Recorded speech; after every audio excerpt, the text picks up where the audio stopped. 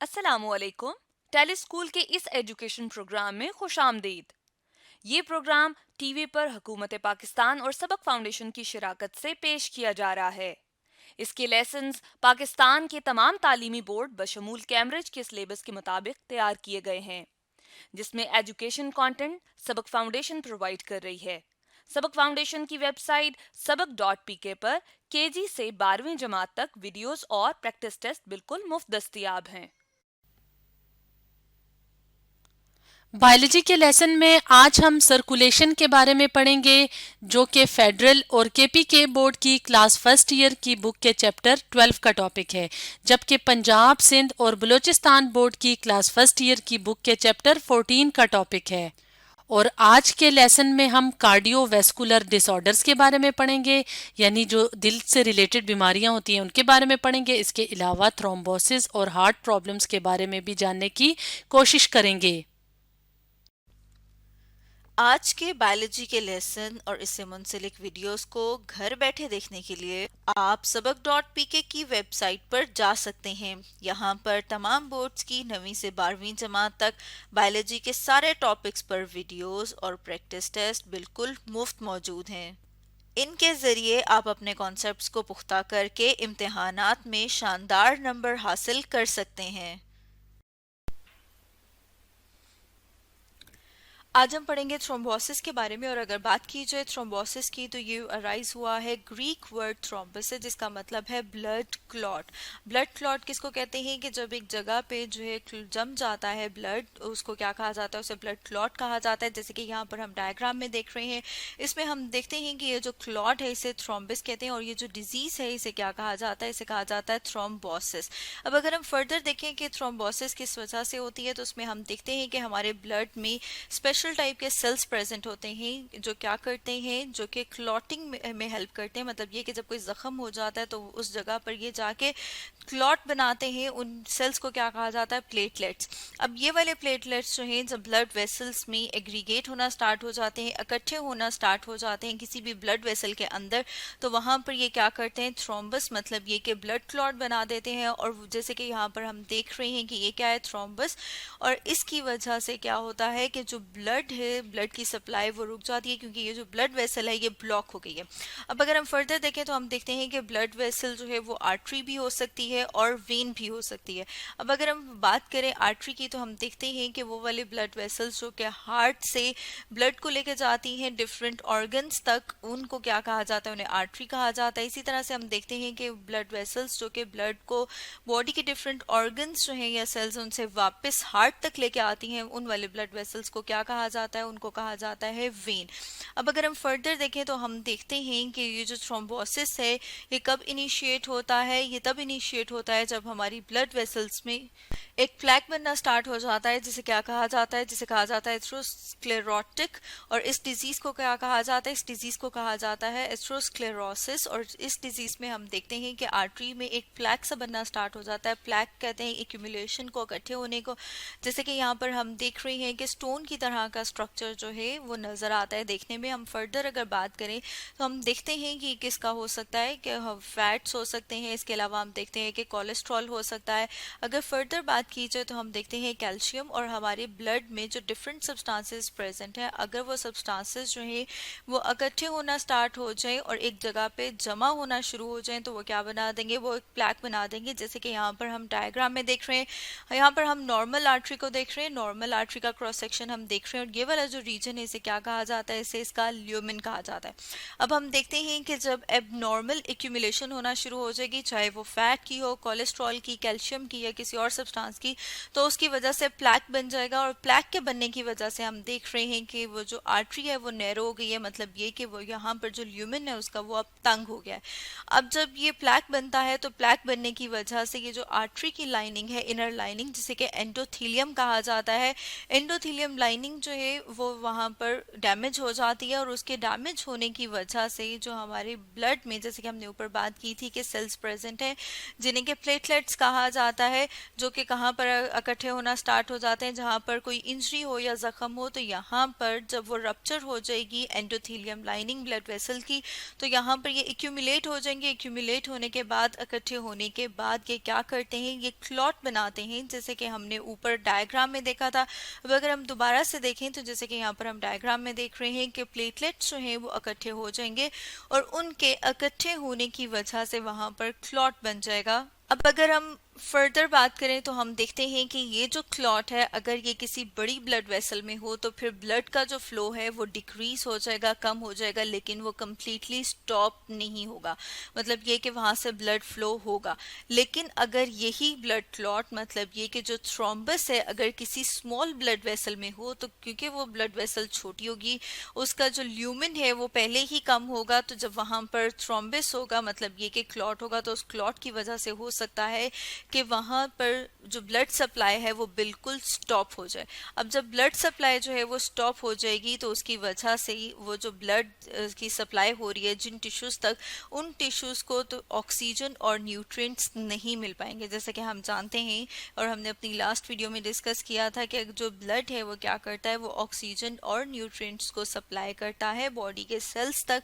तो जब ब्लड उन सेल्स तक नहीं पहुंच पाएगा, उन टिश्यूज़ तक नहीं पहुंच पाएगा, तो इसका मतलब ये है कि ऑक्सीजन और न्यूट्रिएंट की जो सप्लाई है वो भी रुक जाएगी, जिसकी वजह से क्या होगा कि उन टिश्यूज़ की, उन सेल्स की डेथ हो जाएगी। फर्दर अगर हम देखें तो हम देखते हैं कि ये जो रिस्क है इस डिजीज़ का, थ्रोम्बोसिस का, वो कुछ कंडीशंस हैं जिसमें इंक्रीज हो जाता है। अगर हम फर्दर उन कंडीशंस की बात करें कि वो कौन कौन सी हैं, तो उसमें हम देखते हैं कि आर्टीरियल फिब्रिलेशन। आर्टीरियल फिब्रिलेशन की बात की जाए तो हम कहते हैं कि ये वो वाली डिजीज़ है जिसमें आर्टरीज जो हैं उनकी कॉन्ट्रैक्शन बहुत रैपिड होती है, बहुत तेज़ होती है। और वो किस वजह से होती है, क्योंकि जो हार्ट बीट है वो इरेगुलर हो जाती है। उस स्टेट को, उस कंडीशन को क्या कहा जाता है, उसे कहा जाता है आर्टीरियल फिब्रिलेशन। इसी तरह से हम देखते हैं कि हार्ट वॉल्व की अगर रिप्लेसमेंट हो तो उसकी वजह से भी थ्रोम्बोसिस के जो चांसेस हैं वो बहुत ज़्यादा बढ़ जाते हैं। इसके अलावा हम देखते हैं कि अगर किसी पर्सन को हार्ट अटैक हुआ हो या किसी पर्सन का जो लाइफस्टाइल है वो ऐसा है कि एक्टिविटी उसमें इतनी ज़्यादा नहीं है। फॉर एग्जांपल हम देखते हैं कि कुछ लोगों का जो काम की नौयत है उसमें उन्हें सारा दिन खड़े रहना पड़ता है, तो उनकी एक्टिविटी उसमें नहीं होती। तो इस तरह का जो पर्सन है उसमें थ्रोम्बोसिस के चांसेस जो हैं वो बहुत ज़्यादा बढ़ जाते हैं। अब अगर हम फर्दर एक और कंडीशन को देखें जिसमें हम देखते हैं कि थ्रोम्बोसिस जो है अगर उस पॉइंट से डिटैच हो गया है जहाँ पर वो प्रेजेंट था, मतलब ये कि जो क्लॉट है अगर वो डिसलॉग हो गया और उसके बाद उसने फ्रीली फ्लोट करना स्टार्ट कर दिया है, तो उस कंडीशन को क्या कहा जाता है, उसे कहा जाता है एम्बोलिस। और अगर हम साथ में डायग्राम देखें तो जैसे कि यहाँ पर हम डायग्राम देख रहे हैं, इसमें हम देख रहे हैं कि जो ब्लड क्लॉट है उसने फ्लोट करना शुरू कर दिया है, उसने मूव करना स्टार्ट कर दिया है, वो ट्रेवल करता है। अब जब ये मूव करना स्टार्ट कर देता है क्लॉट, तो इस क्लॉट को हम क्या कहते हैं, एम्बोलिस। और इस मैकेनिज्म को क्या कहा जाता है, इस मैकेनिज्म को कहा जाता है एम्बोलिज्म।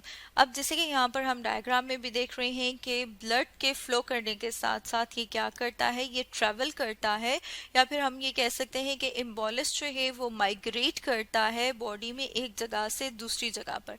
अब जब हम ये कह रहे हैं कि ये माइग्रेट करता है, मतलब ये कि मूव कर रहा है, ट्रैवल कर रहा है, तो इसका मतलब है ये बॉडी के डिफरेंट पार्ट्स तक जाएगा। और फॉर एग्जांपल अगर हम बात करें कि अगर ये कहाँ पर जा रहा है, क्रोनरी आर्टरी तक, तो उसकी वजह से क्या होगा, क्रोनरी थ्रोम्बोसिस। और अगर हम क्रोनरी आर्टरी की बात करें तो उसमें हम कहते हैं कि ये वो वाली आर्टरी है जो हमारे हार्ट के मसल्स को ब्लड सप्लाई करती है। और क्रोनरी थ्रोम्बोसिस कब होता है, जब क्रोनरी आर्टरी जो है वो एम्बोलिस की वजह से या उसके प्रेजेंस की वजह से क्या होगा, या तो वो कम्प्लीटली ब्लॉक हो जाएगी या फिर उसका जो ल्यूमिन है वो कम हो जाएगा, नैरो हो जाएगा। ल्यूमिन किसे कहा जाता है, ये वाला जो रीजन है अगर इसकी बात करें तो ये क्या है, ये इसका ल्यूमिन। तो हम देखते हैं कि एम्बोलिस की प्रेजेंस की वजह से, मतलब ये कि इसकी मौजूदगी की वजह से या तो ये बहुत कम हो जाएगा या फिर ये होगा कि कम्प्लीटली ब्लॉक हो जाएगा, जिसकी वजह से जो हार्ट के मसल्स हैं और फिर फर्दर हम देखते हैं कि जो सेल्स वहाँ पर प्रेजेंट हैं उनको ऑक्सीजन नहीं मिल पाएगी। जब उन्हें ऑक्सीजन नहीं मिल पाएगी तो उसकी वजह से जो हार्ट के सेल्स हैं उनकी डेथ हो जाएगी।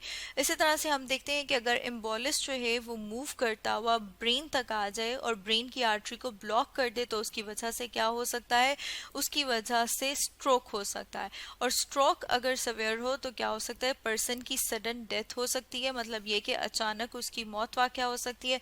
साथ साथ हम देखते हैं कि उसकी जो बॉडी है वो पैरालाइज हो सकती है। पैरालाइज मतलब ये कि उसकी बॉडी का कोई भी हिस्सा, कोई भी पार्ट जो है वो काम करना छोड़ देगा। तो स्टूडेंट्स, आज हमने क्या डिस्कस किया? आज हमने डिस्कस किया थ्रोम्बोसिस के बारे में।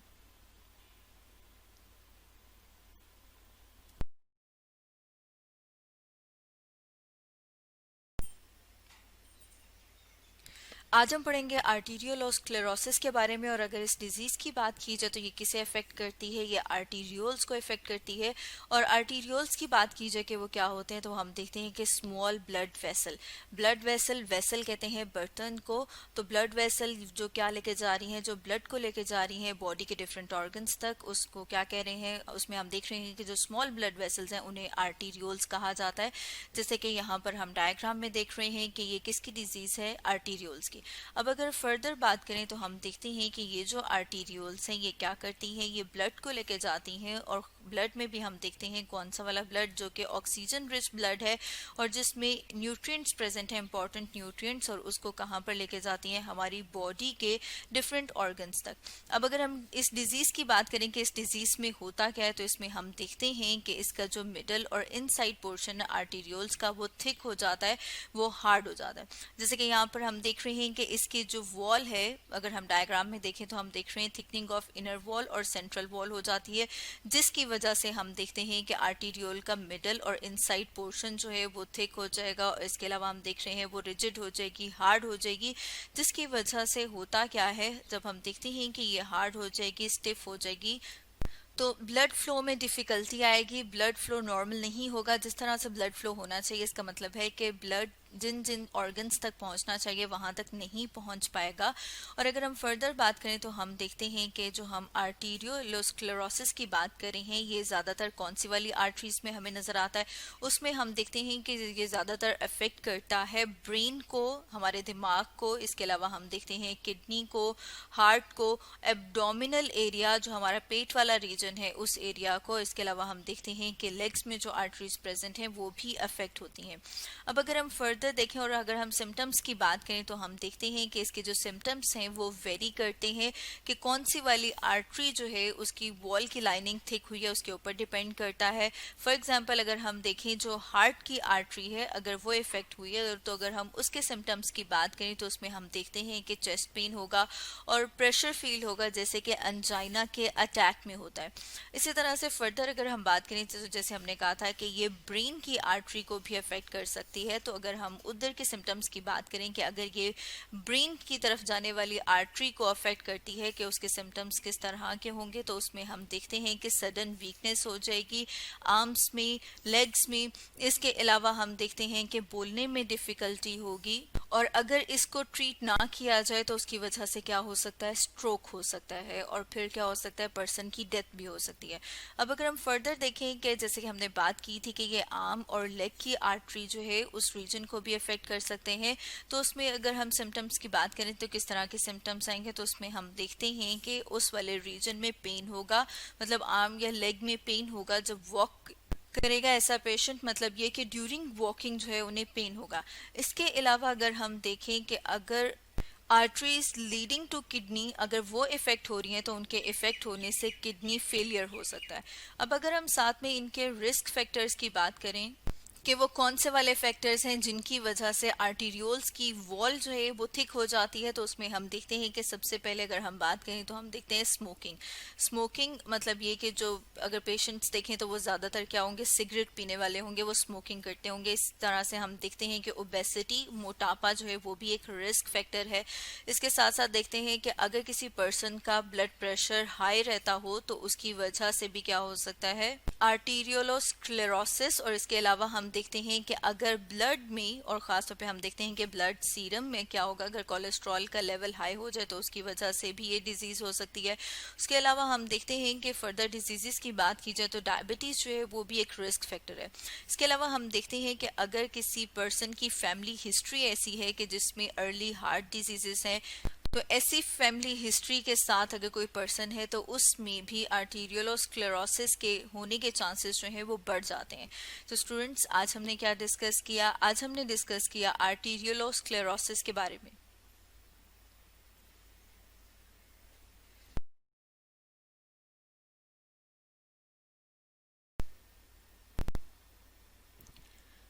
आज हम पढ़ेंगे अंजाइना पेक्टोरस के बारे में, और ये एक मेडिकल टर्म है जो किस लिए यूज होती है? जो चेस्ट पेन या फिर हम कहते हैं कि जो डिस्कम्फर्ट होता है कोरोनरी हार्ट डिजीज की वजह से, उसे एंजाइना पेक्टोरस कहा जाता है। जैसे कि यहाँ पर हम डायग्राम में देख रहे हैं कि क्या दिखाया हुआ है कि ये होता किस वजह से है। जैसे यहाँ पर हम बात करें कोरोनरी हार्ट डिजीज, तो इसमें हम देखते हैं कि हार्ट को खुद भी ब्लड की और न्यूट्रिएंट्स की ज़रूरत होती है। तो वो कौन सप्लाई करता है? वो जो ब्लड वेसल सप्लाई कर रही हैं, ब्लड आर्टरीज, उन्हें क्या कहा जाता है? उन्हें कोरोनरी आर्टरी कहा जाता है।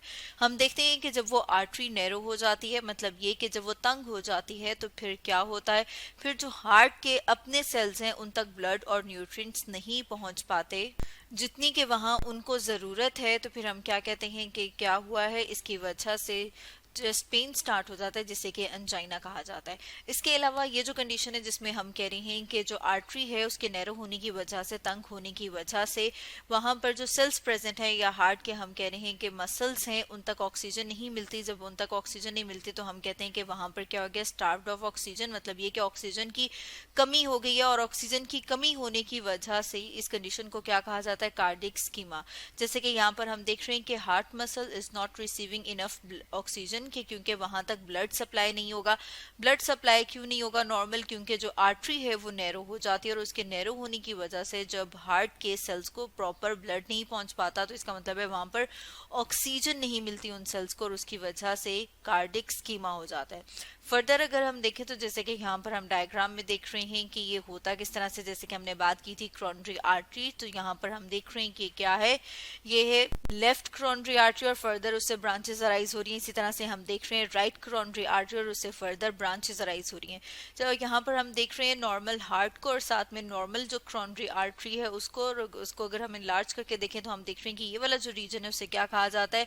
इस रीजन को इसका ल्यूमेन कहा जाता है। और अगर इसके ल्यूमेन को हम कंपेयर करें किसी ऐसे पेशेंट के आर्टरी के साथ, कैरोटरी आर्टरी के साथ, जो क्या हो गई है? जो नैरो हो गई है, मतलब ये कि तंग हो गई है, तो हम देख रहे हैं कि इसका ये जो रीजन है ये कम हो गया है, और इसके कम होने की वजह से जो ब्लड फ्लो है वो नॉर्मल नहीं हो पाता। जैसे कि यहाँ पर हम देख रहे हैं, यहाँ पे ब्लड सेल्स जो हैं वो दिखाए हुए कि वो नॉर्मली इस आर्टरी में से पास कर रहे हैं, लेकिन जब हम देखते हैं कि जो कोरोनरी आर्टरी है उसमें क्या होता है? उसमें प्लैक बन जाता है। प्लैक किस तरह से बनता है? ये डेपोजिशन होती है, हम देखते हैं कोलेस्ट्रॉल की, फैट्स की, इसके अलावा ब्लड में जैसे कैल्शियम और दूसरे सब्सटेंसेस जो प्रेजेंट हैं, जब वो इकट्ठे होना शुरू हो जाते हैं, वो जमा होना शुरू हो जाते हैं, तो वो इस तरह का रीजन एक बनाते हैं, एक स्ट्रक्चर बनाते हैं, जिससे कि प्लैक कहा जाता है। अब प्लैक की मौजूदगी की वजह से हम देख रहे हैं कि इसका जो ल्यूमेन है वो कम हो गया है, इसका रास्ता कम हो गया है, तो ब्लड को फ्लो में जो है वो डिफिकल्टी होती है, जैसे कि यहाँ पर हम देख रहे हैं। और जब ब्लड फ्लो में डिफिकल्टी होगी, ब्लड सही तरह से ट्रांसपोर्ट नहीं होगा, सही तरह से फ्लो नहीं होगा, तो फिर क्या होगा कि वहां पर क्या होगा? कार्डिक स्कीमा, मतलब ये कि जो हम देख रहे हैं हार्ट के जो सेल्स हैं, हार्ट के मसल्स जो हैं, वहां तक ऑक्सीजन नहीं मिल पाएगी।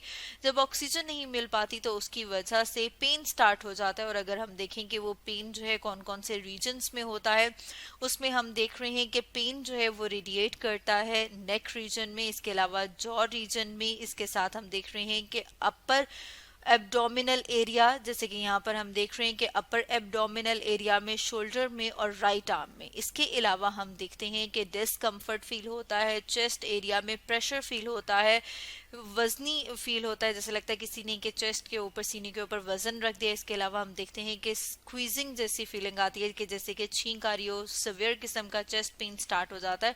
और वो चेस्ट पेन जैसे कि हम बात कर रहे थे कि वो कहाँ कहाँ रेडिएट करता है, वो रेडिएट करता है नेक, जॉ, शोल्डर, और इसी तरह से हम देखते हैं कि बैक का अगर ये रीजन देखा जाए तो यहाँ पर जो है वो सिवियर किस्म का पेन होता है। इसके अलावा हम देख रहे हैं कि पेन जो है वो कहाँ पर होता है? वो राइट आर्म की तरफ होता है। तो स्टूडेंट्स, ये क्या था? ये डिस्कस किया हमने एंजाइना पेक्टोरस के बारे में डिस्कस किया, जिसमें हमने देखा कि क्या होता है, जिसमें चेस्ट पेन है। फर्दर हमने देखा कि वो पेन जो है वो किन किन रीजन्स में रेडिएट होता है, और साथ में हमने डिस्कस किया कि उसकी कौन कौन सी कॉजेज हैं, कि वो होता किस वजह से है। तो स्टूडेंट्स, आज हमने डिस्कस किया एंजाइना पेक्टोरिस के बारे में।